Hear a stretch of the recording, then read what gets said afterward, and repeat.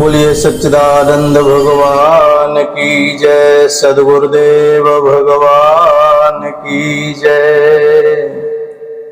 भाग 8 श्रीमद्भागवतम एकादश स्कंद तृतीय अध्याय श्लोक 34 से 40 का हिंदी अनुवाद।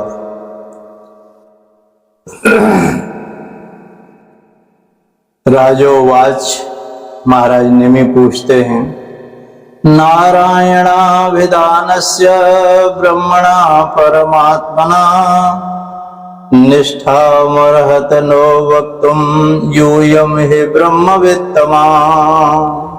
यूयं हि ब्रह्मवित्तमा।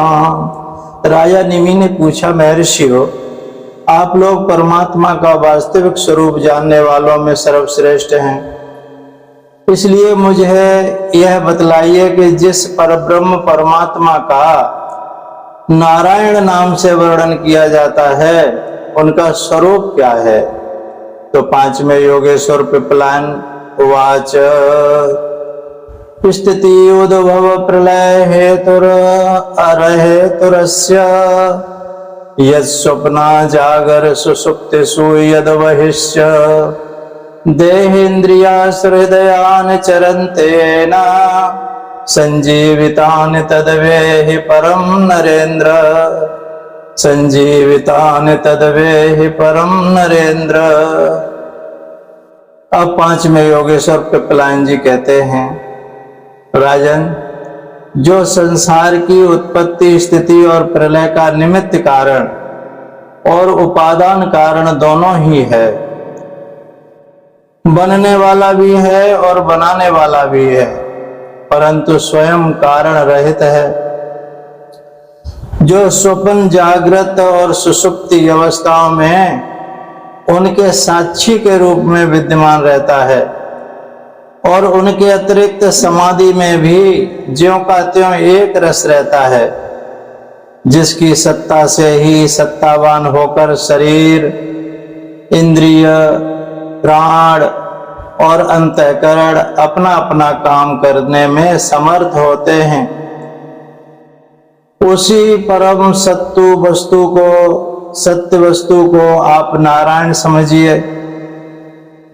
जैसे चिंगारियां न तो अग्नि को प्रकाशित ही कर सकती हैं और न जला ही सकती हैं, वैसे ही उस परम तत्व में, आत्म स्वरूप में न तो मन की गति है और न वाणी की नेत्र उसे देख नहीं सकते और बुद्धि सोच नहीं सकती। प्राण और इंद्रियां तो उसके पास तक नहीं भटक सब पाती। नेत नेत इत्यादि श्रुतियों के शब्द भी वह यह है यह नहीं इस रूप में उसका वर्णन नहीं करते, बल्कि उसको बोध कराने वाले जितने भी साधन हैं उनका निषेध करके तात्पर्य रूप से अपना मूल निषेध का मूल लक्षित करा देते हैं। क्योंकि यदि निषेध के आधार की आत्मा की सत्ता न हो तो निषेध कौन कर रहा है, निषेध की वृत्ति किसमें है। इन प्रश्नों का कोई उत्तर ही नहीं रहे। निषेध की ही सिद्धि न हो, जब सृष्टि नहीं थी तब केवल एक वही था, सृष्टि का निरूपण करने के लिए उसी को त्रिगुण सत्व रज तम मई प्रकृति कहकर वर्णन किया गया। फिर उसी को ज्ञान प्रधान होने से महत तत्व, क्रिया प्रधान होने से सूत्रात्मा और जीव की उपाधि होने से अहंकार के रूप में वर्णन किया गया।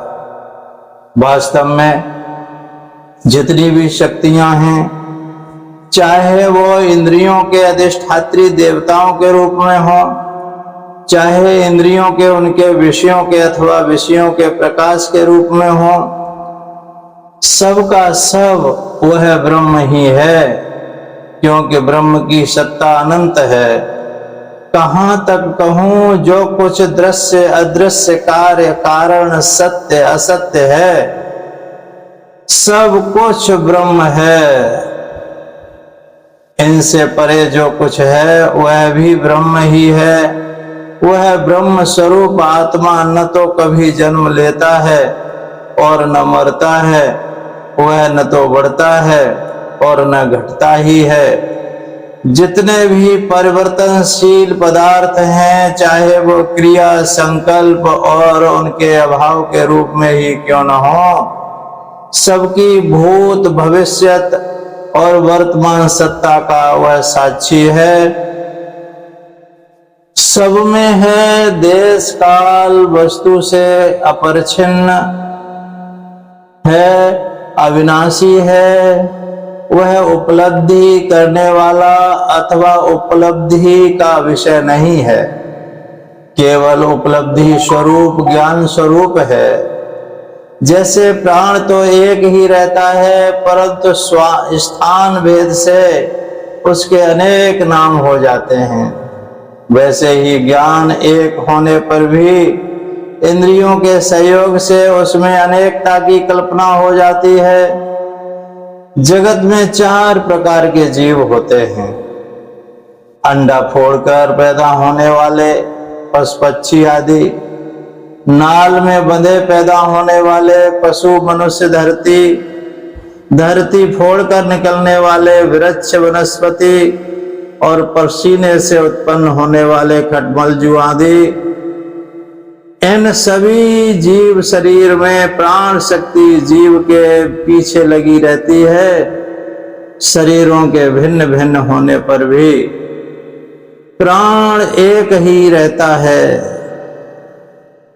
सुषुप्ति अवस्था में जब इंद्रियां निश्चेष्ट हो जाती हैं, अहंकार भी सो जाता है, लीन हो जाता है, अर्थात लिंग शरीर नहीं रहता।